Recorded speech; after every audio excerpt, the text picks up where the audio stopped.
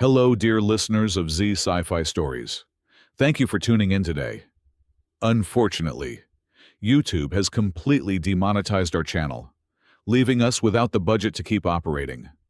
If you enjoy today's story, please consider supporting us with just $1 so we can pay our hard-working staff to cover their living expenses and keep creating these stories for you. You can support us by scanning the QR code on your screen or by clicking the donation link in the description or the pinned comment below. She called him a bug, a magicless speck of dust in a galaxy of gods. Princess Kalia thought her words were weapons, completely unaware that the silent, gray-clad human standing before her was already calculating exactly how to bring her gleaming palace crashing down on her head in exactly 3 seconds.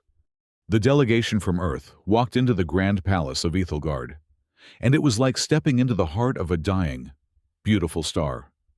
Ethelgard did not use electricity, nor did they understand combustion. Their entire civilization ran on ether, a cosmic, raw magic that hummed in the air and tasted faintly of ozone. The palace walls were not built.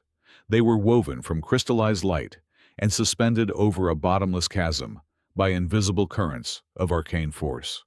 Fleets of golden skiffs drifted outside the massive archways, propelled by thought and spellcraft. Inside, thousands of courtiers milled about, their robes shifting through impossible spectrums of color, each thread infused with glowing enchantments. It was an overwhelming display of divine opulence, a testament to an empire that believed they had conquered the universe. And then, there was the human delegation. They walked down the shimmering crystalline aisle, looking completely out of place, a stark reminder of the cold, mechanical reality of the wider universe. At the rear of the human envoy stood Gale Buxton. Officially, his title was Senior Security Advisor. Visually, he was a smudge of gray on a canvas of blinding gold, while the Ethelgardian guards wore ornate armor that pulsed with protective runes. Gale wore a standard-issue tactical uniform made of static nanofibers. The material was entirely devoid of magic. In fact, it was designed to absorb ambient light, making him look dull, flat, and remarkably unremarkable. He stood perfectly still in the corner of the grand audience chamber, his hands clasped loosely behind his back, his face a mask of polite indifference. The whispering among the nobles grew louder, swelling into a wave of condescending murmurs as Princess Kalia descended from the zenith throne. She was the undisputed heir to the magical empire, a being of terrifying beauty and overwhelming arcane presence. Her steps left faint ripples of golden energy in the air. She did not look at the lead ambassador of Earth. Instead, her glowing, iridescent eyes locked instantly onto the gray anomaly standing in the shadows. To her, Gale was an aesthetic offense, a blot on her perfect world. She stopped a few paces away, her lips curling into a smile that was breathtakingly cruel. "Is this the pinnacle of your species?" Kalia's voice amplified naturally, carrying across the vast chamber without the need for technology. "We were told humanity wished to negotiate as equals. Yet, look at what you bring into my hall. You wrap yourselves in dead fabric and rely on crude, sparking metal to cross the void. You are little more than insects." The thousands of nobles in the room erupted into a synchronized chorus of mocking laughter. It sounded like musical chimes, perfectly tuned to humiliate. Kalia took another step forward, her gaze sweeping over Gale with pure disdain. "Look at him," she commanded the room, gesturing gracefully toward the silent soldier. Not a single drop of ether in his veins. A hollow shell. Tell me, human, do you feel fear when you stand in the presence of actual power? Or are your minds as utterly vacant as your magical potential? You are bugs without a single drop of magic in your blood. Gale did not blink. He did not flinch. His expression remained as neutral as a slab of concrete. He offered no angry retort, no passionate defense of human ingenuity. To the princess and her court, his silence was the ultimate proof of his inferiority. He was cowed. He was broken. They could not have been more wrong. Beneath the dull surface of Gale's eyes, his cybernetic retinal implants were working at blinding speeds. He was not looking at the princess's radiant face. He was analyzing the ambient ether flow of the room. His heads-up display, completely invisible to the magical beings around him, highlighted the structural harmonics of the crystalline pillars. He mapped the invisible currents, holding the floating palace aloft. He noted the frequency of the energy shields protecting the throne. He was not standing in awe. He was dismantling their world in his mind. In a span of 2 seconds, Gale's tactical processor had identified 14 distinct, catastrophic vulnerabilities in the chamber's architecture. He saw the microscopic stress fractures in the zenith throne. He mapped the exact flow rate of the ether pumps beneath the floorboards.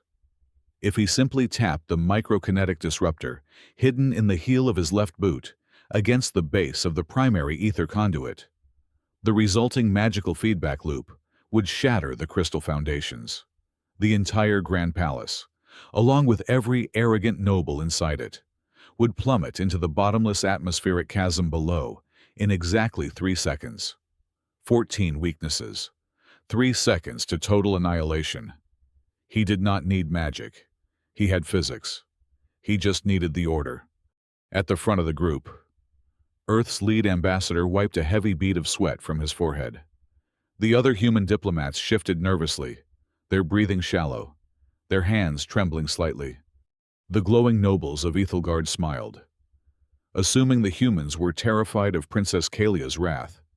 But the diplomats were not sweating because of the glowing, boastful alien royal.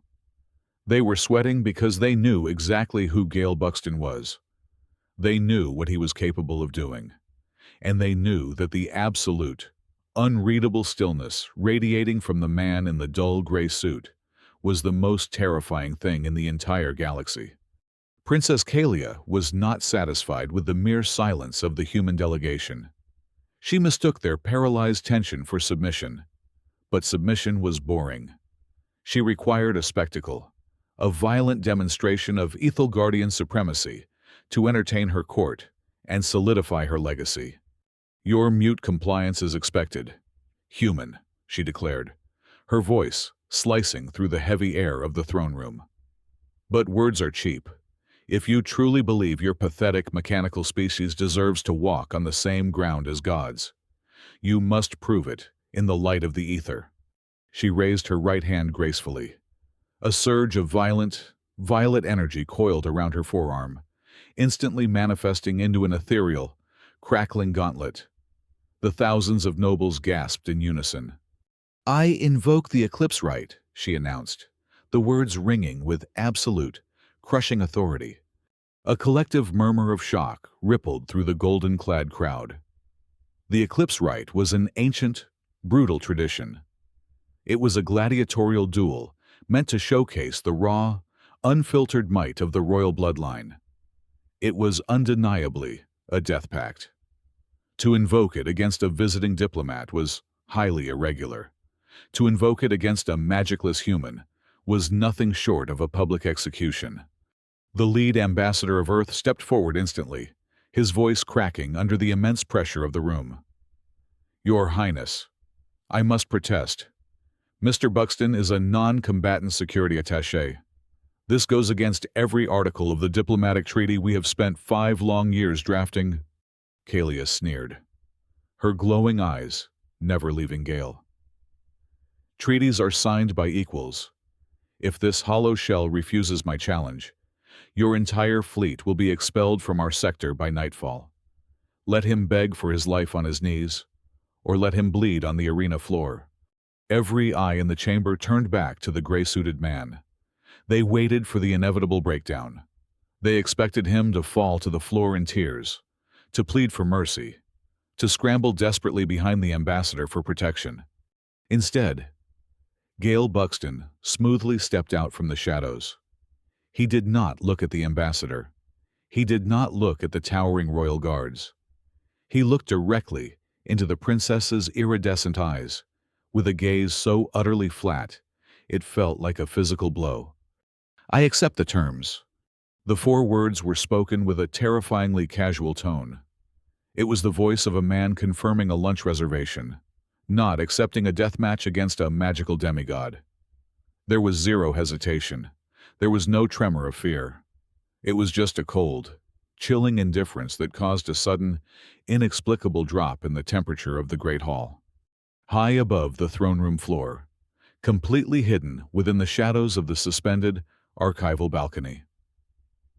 High Archivist Vale watched the tense exchange. Her ancient, withered hands hovered swiftly over a glowing interface of floating magical runes. While the rest of the court was busy laughing at the foolish, suicidal human, Vile was pulling deep-level data. She was a scholar of shadows, tasked with maintaining the Empire's darkest historical records. When the Earth delegation had first entered orbit 2 days ago, Vile had covertly bypassed the diplomatic firewalls. She had tapped into a network of obsolete, deep space spy satellites to run a biometric scan on the human crew.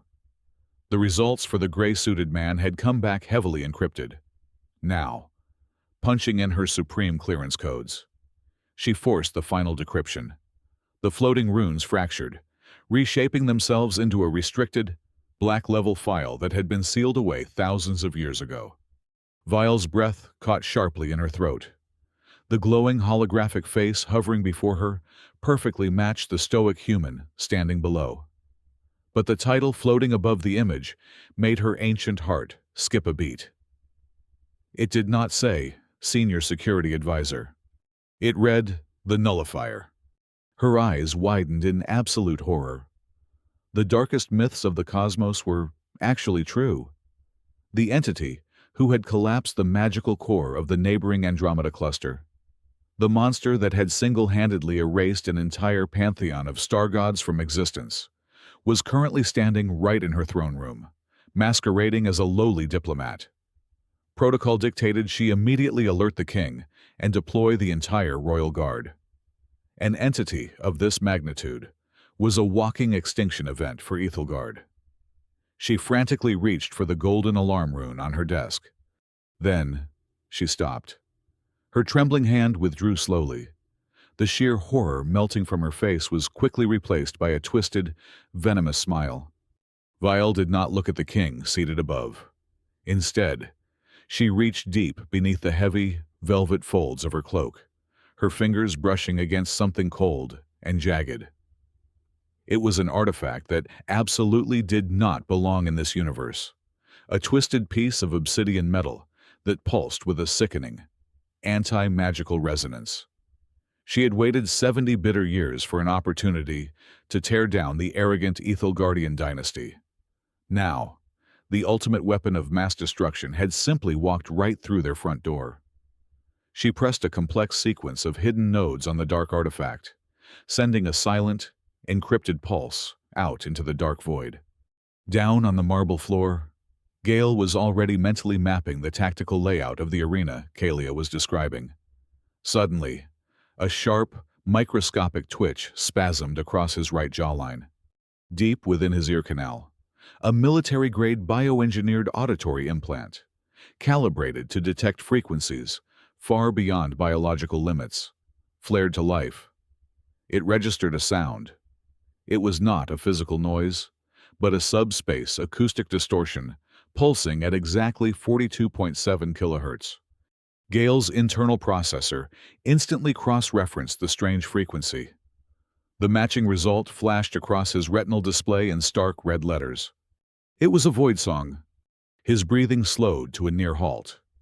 That specific frequency was the command signature of the abyssal swarms. It was a nightmare signal he thought he had personally eradicated from the cosmos over a decade ago. It was statistically impossible for that sound to exist here, in the protected heart of this glowing, pompous empire, unless someone inside this very room was actively transmitting it. Gale's eyes subtly shifted, abandoning the glowing princess to scan the upper darkened balconies. The tactical parameters of his mission had just violently changed. This was no longer a simple diplomatic babysitting job. The spoiled princess and her magical duel were entirely irrelevant now. There was a parasite hidden in the gilded cage, an old enemy whispering in the dark, and they were about to turn this royal spectacle into an absolute slaughterhouse.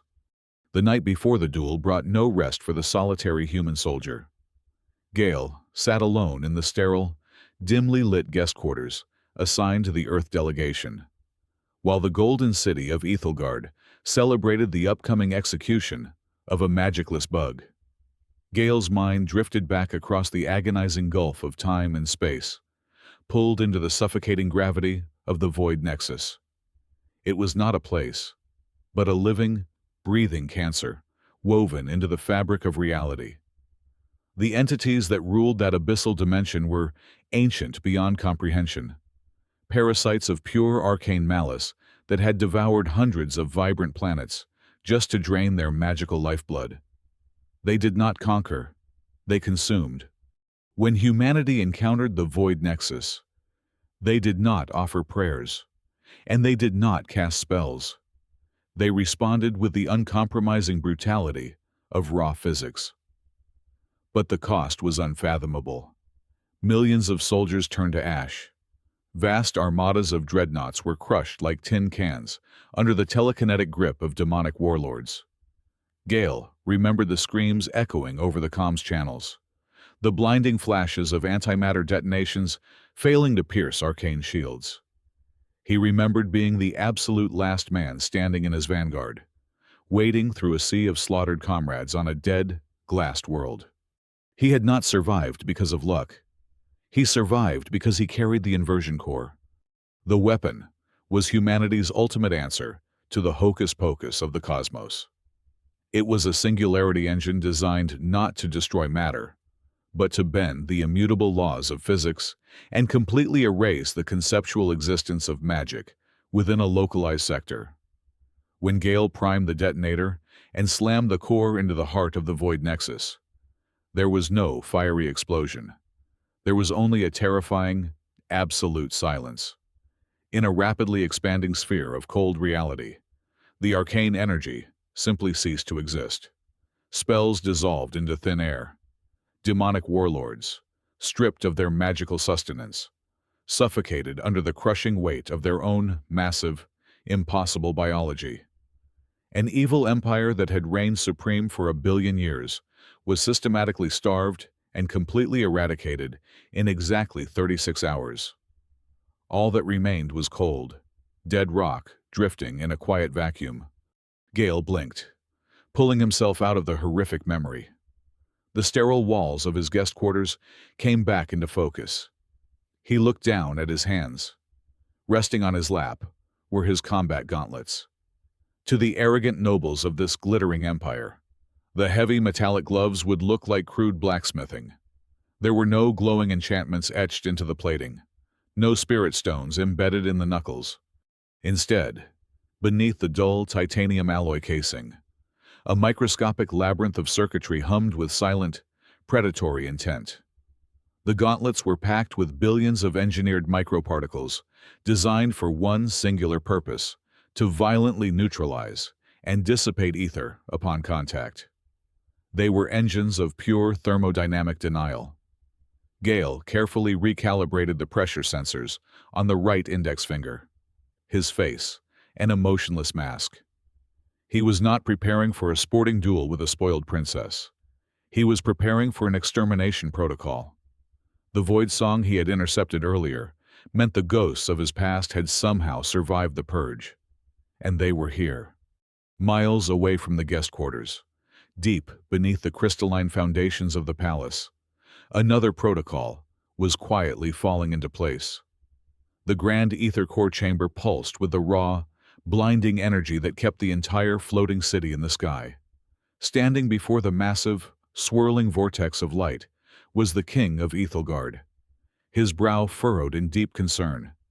Beside him stood High Archivist Vale, her ancient face a mask of solemn duty. "You are certain of this, Vile?" the king asked, his booming voice echoing off the metallic bulkheads. "A threat so severe it warrants isolating ourselves down here." "Absolutely certain, my liege," Vial replied smoothly, bowing her head in feigned reverence. The human delegates are hiding something catastrophic. I needed to bring you to the central containment vault to discuss these classified security matters, without the risk of interception. Your safety is absolute within these shielded walls. The king nodded slowly, trusting the wisdom of his oldest advisor. He turned toward the heavily armored royal guard stationed at the blast doors. "Leave us," the king commanded. "Seal the vault from the outside. None shall enter until the eclipse rite commences tomorrow." The guards saluted in perfect unison, their enchanted halberds ringing against the floor. The heavy, meter-thick adamantium doors hissed shut, locking with a definitive, echoing thud. The king was now completely isolated from his army, sealed inside a vault with the very heart of his empire's power source.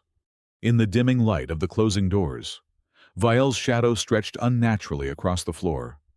She had not brought the king down here to protect him from the human.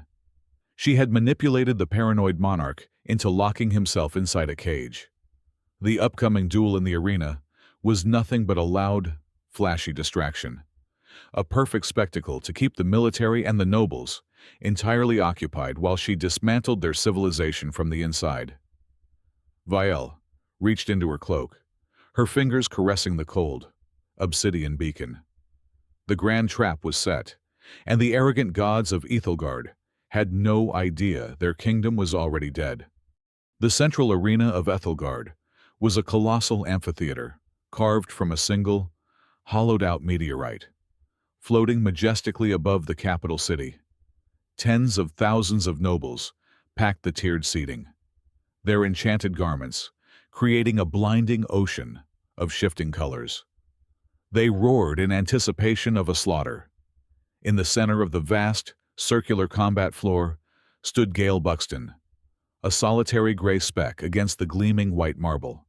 Above him, suspended entirely by her own raw power, hovered Princess Kalia. She looked like a wrathful goddess. Her hair whipped around her face in an anti-gravity frenzy, and her eyes burned with concentrated stellar fire. With a piercing cry that echoed across the stadium, she unleashed her opening volley. Bolts of violet ether lightning cascaded from her fingertips, tearing through the air with deafening cracks.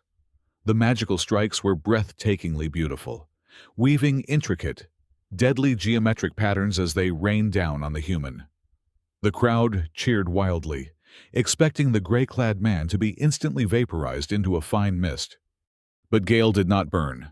He did not even run.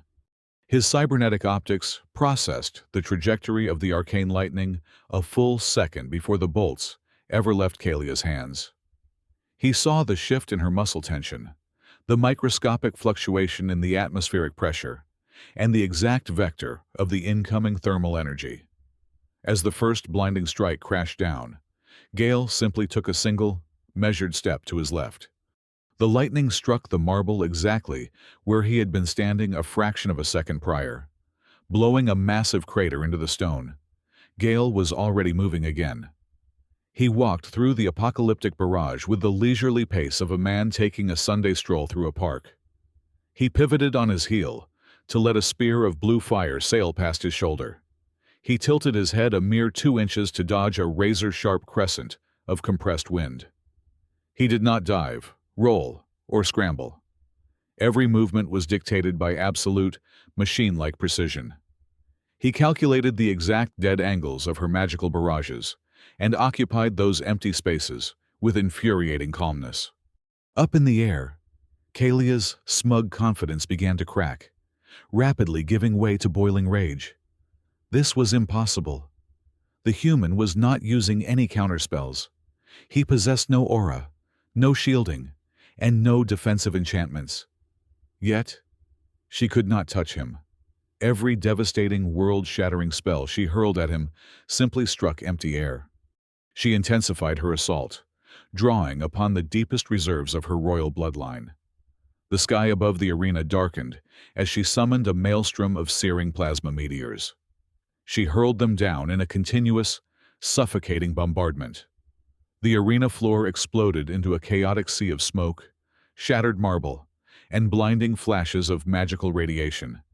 When the dust finally settled, the roaring crowd fell into a stunned, dead silence. Gale was still standing. His static nanofiber uniform was perfectly intact, barely even singed.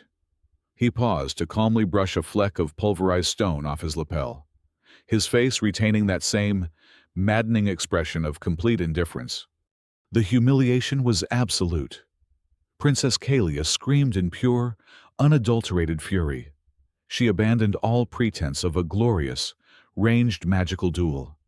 She was going to butcher this insect with her own two hands, reaching into the fabric of space itself.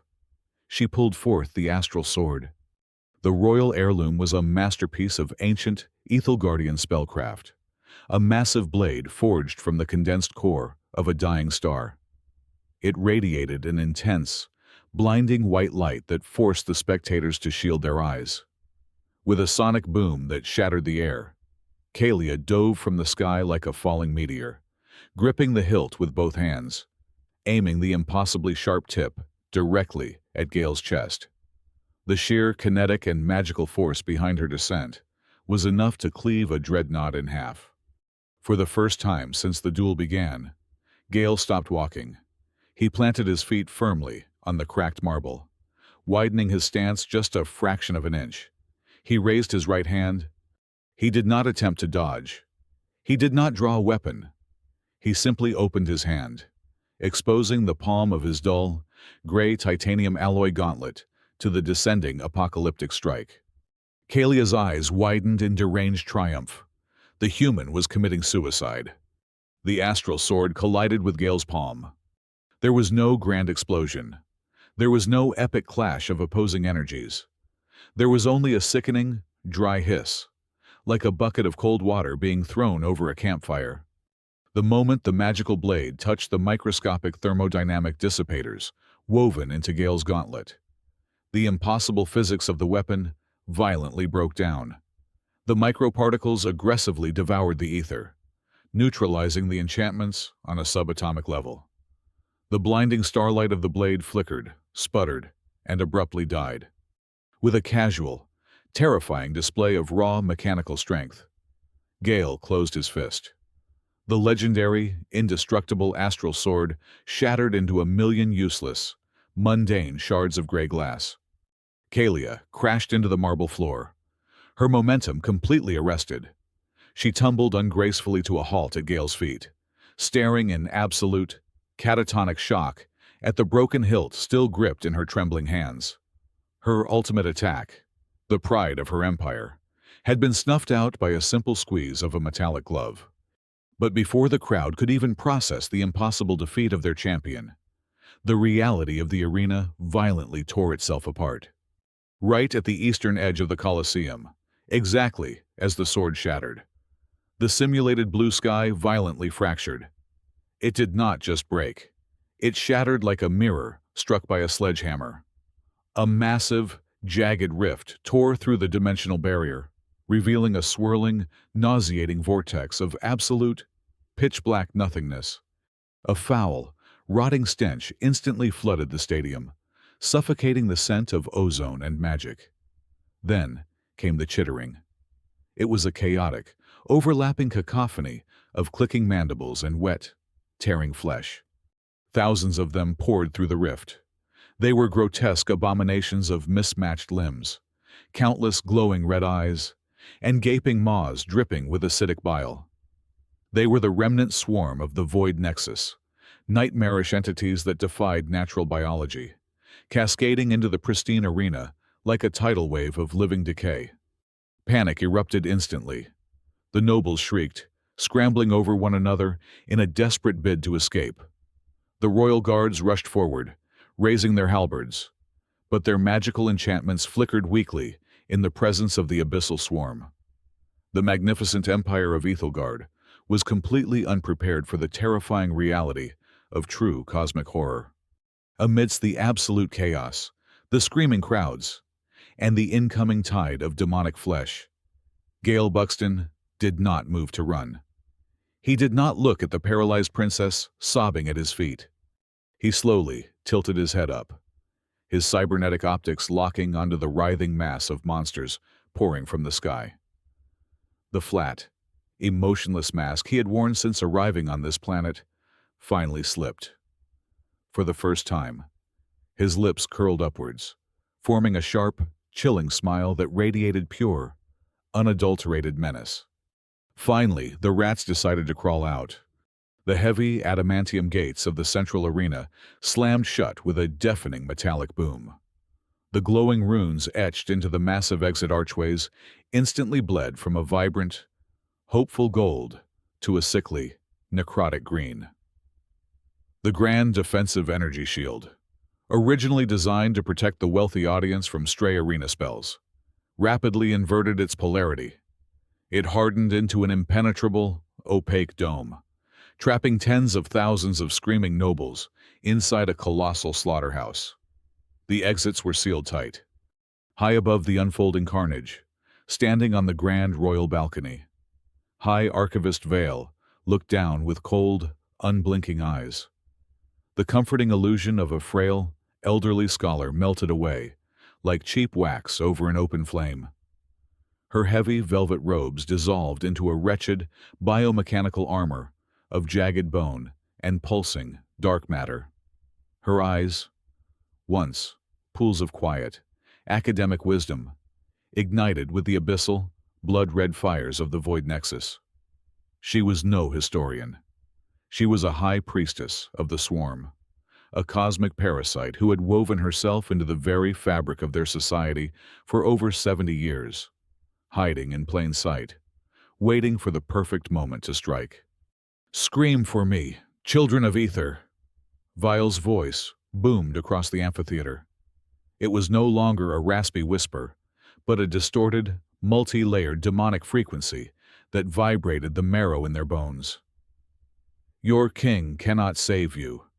He is currently locked inside the central subterranean vault, safely packaged beside the primary energy core, waiting to be consumed by the brood.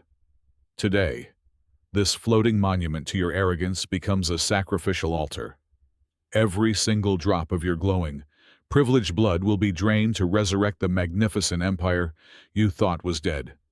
Down on the cracked arena floor, Princess Kalia staggered to her feet. Her face was pale, smeared with pulverized stone and the bitter ashes of her shattered pride. But she was still a royal of the highest bloodline. With a primal scream of desperate fury, she raised her trembling hands toward the sky, attempting to summon a concentrated hurricane of ether to blast the traitor out of the balcony. She reached deep into the arcane reserves of her soul, waiting for the familiar, comforting surge of cosmic magic to answer her call. Nothing happened. Not a single spark materialized. The ambient magic of the arena felt completely hollow, utterly dead.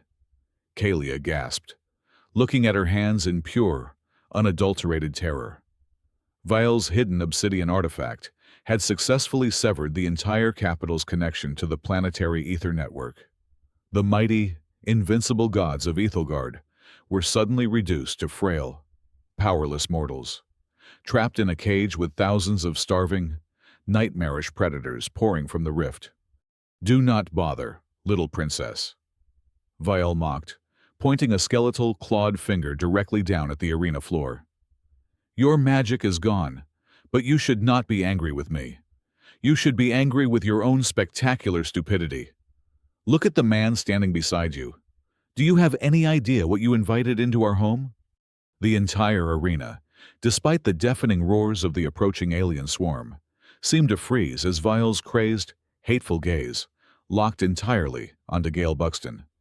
"You pompous, arrogant fools thought you were bullying a magicless insect," Vile shrieked, her voice cracking with a terrifying mixture of absolute hatred and raw, unfiltered terror.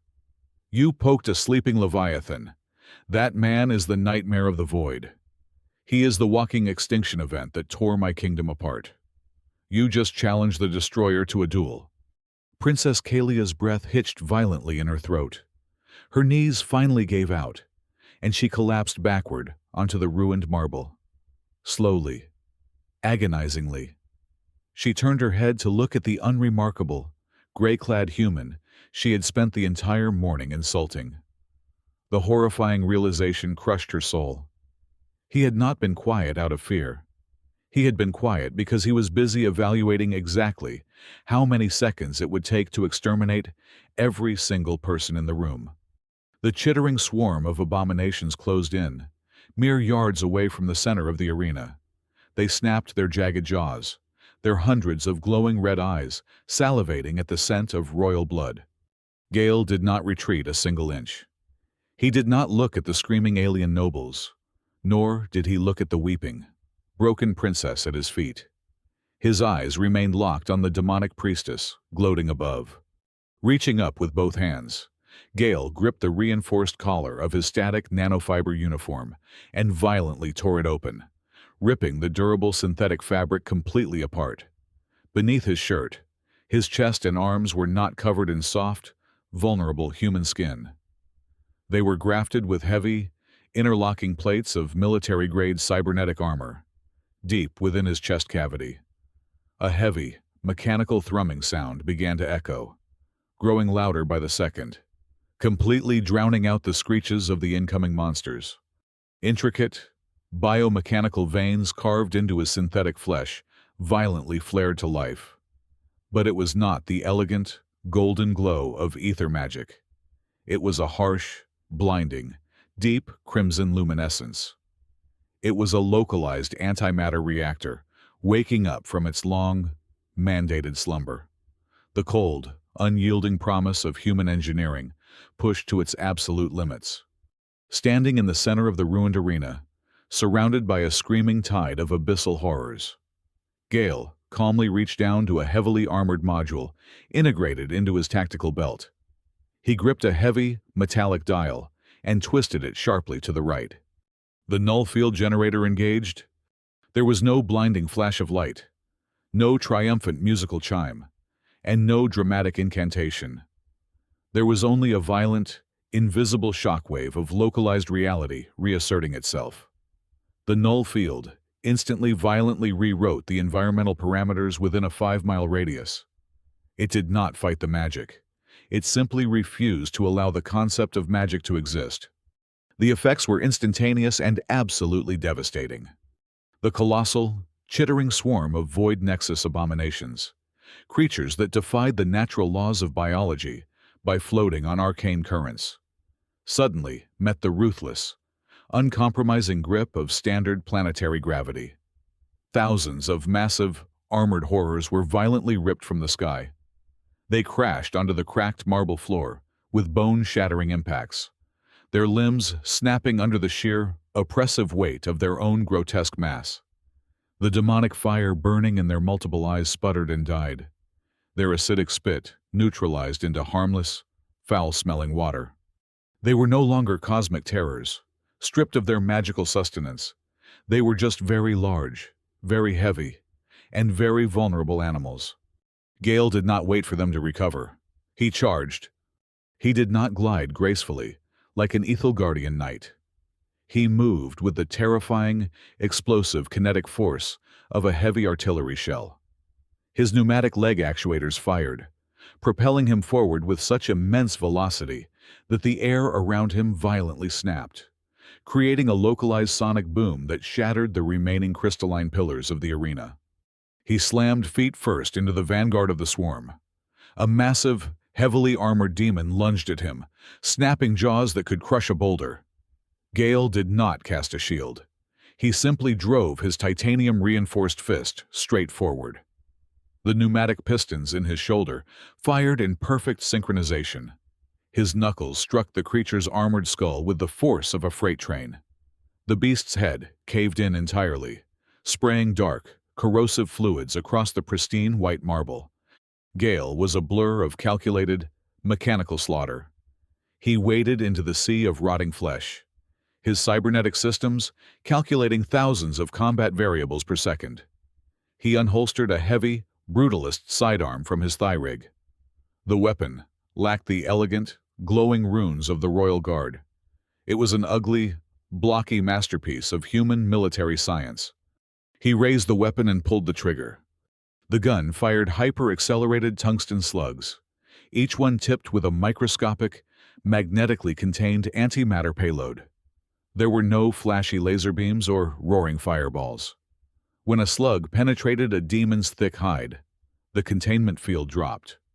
The resulting reaction was instantaneous. Instead of an explosion, there was a violent, implosive vacuum pop. Entire chunks of the massive beasts simply ceased to exist, erased from reality by the sheer, unfeeling laws of particle physics. He moved with absolute, cold precision. Step, pivot, fire, duck, strike, fire. He was not fighting a desperate battle for survival. He was conducting a routine pest control operation. High above, on the royal balcony, High Archivist Vale watched her glorious, unstoppable army being systematically butchered by a single man. Her demonic arrogance completely evaporated, replaced by a cold, suffocating terror.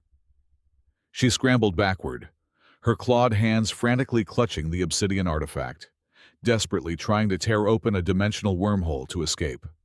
But the null field choked the device. The artifact was completely dead, reduced to a useless piece of jagged rock. Down in the arena, exactly 4 minutes had passed since Gale twisted the dial on his belt. 4 minutes. The chaotic, deafening roars of the abyssal swarm had been entirely silenced.